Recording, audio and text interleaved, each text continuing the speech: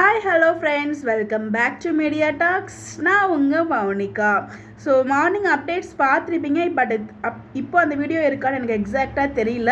நம்ம விஜய் செம்மையாக கோவப்படுறாரு சித்தப்பா கிட்ட. ஸோ ஒரு ஆக்ரோஷம், அவ்வளோ ஒரு வேகம் நம்ம விஜய் கிட்ட தெரிஞ்சிச்சு. ஸோ போலீஸ் சொல்கிறாங்க, வாங்க எதுவாக இருந்தாலும் போய் ஸ்டேஷனில் பேசிக்கலாம் அப்படிங்கிற மாதிரி தான் கூட்டிகிட்டு போகிறாங்களே தவிர அரெஸ்ட் பண்ணுற மாதிரிலாம் தெரியல.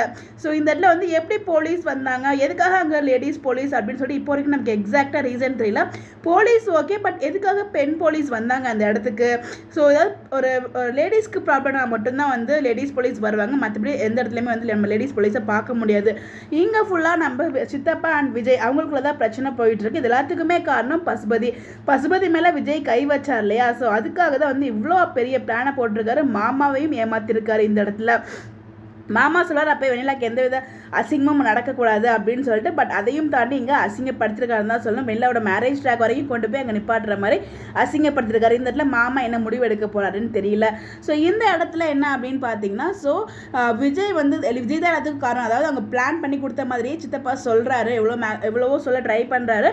பட் விஜய் செம கோவப்படுறாரு. இல்லாத விஷயத்த சொல்லும்போது யாருக்காவது அப்படி தான் நடக்கும் இல்லையா? ஸோ நடக்காத விஷயத்த நடந்ததாக சொன்னால் கோவம் வரும். அதுவும் நம்ம விஜய்க்கெலாம் செம கோவம் வரும், சொல்லவே தேவையில்லை.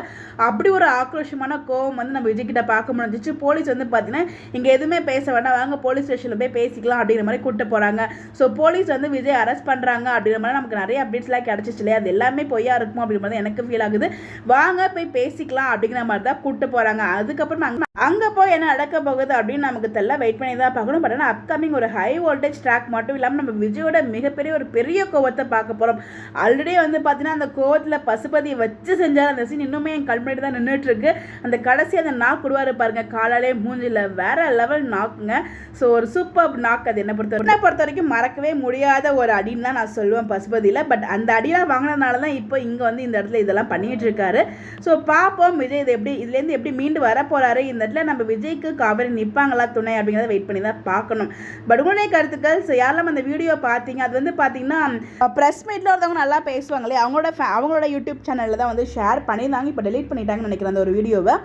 ஸோ பார்த்தீங்கன்னா அப்கமிங் ஒரு சூப்பரான ஒரு ட்ராக் காத்துட்ருக்கு. யாரெல்லாம் பார்த்தீங்க, எப்படி இருந்துச்சு அந்த வீடியோ அப்படின்னு சொல்லி உங்களுடைய கருத்துக்கெல்லாம் மறக்காமல் கமெண்ட்டில் ஷேர் பண்ணுங்கள். இந்த மாதிரி அப்டேட் தெரிஞ்சுக்க நம்மளோட சேனலை ஃபாலோ பண்ணிக்கோங்க. Bye bye.